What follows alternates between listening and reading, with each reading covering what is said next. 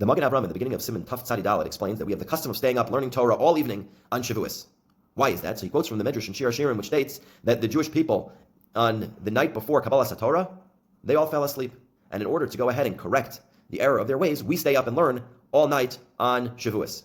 Says the Arugas Abosim, how is that possible? The Jewish people with the Zekanim, with the Nevi'im, they all fell asleep, all of them, all 600,000 men. They're about to encounter the divine. They're about to speak directly to Hashem, hear directly from Hashem, and they fall asleep. They don't have a nervous energy. Nobody stays up, none of them. How is that possible?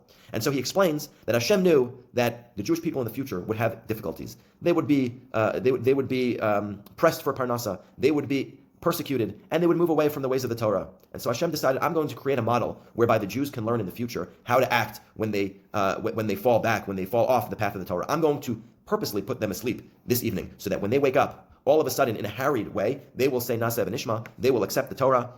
And so the Jews will know in the future that they can do the same. Even though if they go off the path, they can always come back immediately to the path and accept the ways of the Torah.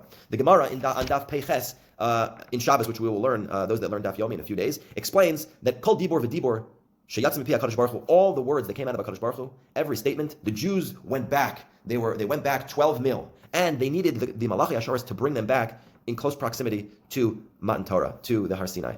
And so, Rabbi Biderman explains that the lesson of that returning from the 12 mil back to being in close proximity of HaKadosh Baruch Hu is that the Jews, even though they fell, even though they got far away from Hashem, they decided they were going to come back. They were going to try and counter the divine again. They were going to try and approach HaKadosh Baruch Hu and attempt to learn again. And he explains that this is the reason why we have milk products on Shavuos, because milk products, as opposed to all other juices which spoil. Take, for example, yayin. If you have yayin and it spoils, what happens? You have vinegar. You have something that degrades in value. If you take orange juice and you leave it out, it's going to spoil. You need to throw it in the garbage. As opposed to a controlled spoilage of milk, it elevates in value. And so the Jewish people, even if they sin, even if they go off the path, actually going off the path, spoiling in a certain sense, can allow you to elevate yourself. And that's why we eat ma'achalei chalav on Shavuos, in order to remind ourselves that even if we encounter difficulties, it's through those difficulties that we're able to elevate ourselves and get closer to HaKadosh Baruch Hu.